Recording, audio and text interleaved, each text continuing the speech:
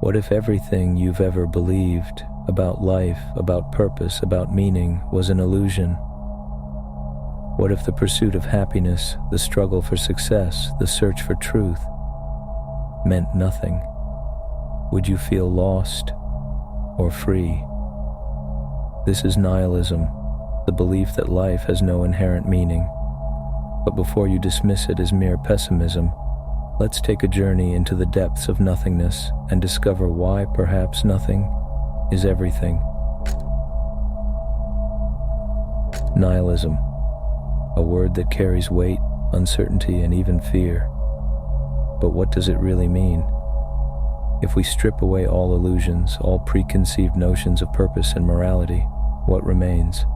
A vast abyss of nothingness, or an opportunity for true freedom? At its core, nihilism is the belief that life lacks inherent meaning, purpose, or value. It challenges the very foundation upon which civilizations are built: religion, morality, and even the pursuit of happiness. The idea that nothing matters can be unsettling, but before you dismiss it as mere pessimism, let's dive deep into its origins. The term nihilism comes from the Latin word nihil, meaning nothing.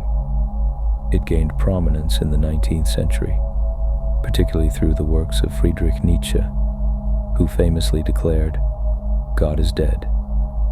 Nietzsche wasn't celebrating this notion. Rather, he was warning humanity. He saw nihilism as an inevitable consequence of the decline of religious faith, a vacuum that could lead to despair, destruction, or rebirth. Imagine this. You wake up one day and suddenly everything that gave your life meaning, your dreams, your goals, your relationships, feels insignificant. The job you worked so hard for, meaningless. The love you fought to keep, fleeting. The world itself, a chaotic dance of atoms indifferent to your existence. This is the existential crisis that nihilism brings to the table. But let's pause for a moment. Is this really a crisis? Or is it a revelation? If nothing matters, then does that not also mean we are free? Free from societal expectations, from rigid moral codes, from the burden of seeking an ultimate purpose? Nihilism, when embraced properly, can lead to existential liberation.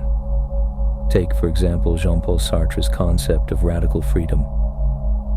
Sartre, an existentialist philosopher, argued that since life has no predetermined meaning, we must create our own. He saw this as both a terrifying and exhilarating truth. We are not bound by some cosmic script. Instead, we are the authors of our own existence. Think of it this way. If a blank canvas is placed in front of you, do you despair because there's nothing on it? Or do you pick up a brush and start painting? This is where we see a divergence between passive nihilism and active nihilism. Passive nihilism leads to despair, inaction, and apathy. It's the perspective that nothing matters, so why bother? But active nihilism, as proposed by Nietzsche, is different. It recognizes the absence of inherent meaning as an invitation to create our own values, to forge our own paths. Consider the stories of individuals who once felt lost but found a way to thrive. Albert Camus, a French philosopher, introduced the idea of the absurd, the conflict between our desire for meaning and the indifferent universe. Instead of succumbing to nihilism, he proposed that we rebel against the absurd, not by seeking meaning from an external source, but by fully embracing life in all its chaotic beauty. Have you ever stood at the edge of an ocean, staring at the waves crashing against the shore? That vast, endless horizon. Does it make you feel insignificant? Or does it fill you with awe? The choice, as nihilism suggests, is entirely yours. So where do we go from here? If nihilism tells us that life has no intrinsic purpose, does that mean we are doomed to emptiness? Not necessarily. In fact, it might mean the opposite. The beauty of nihilism is that it hands you the brush and says, create.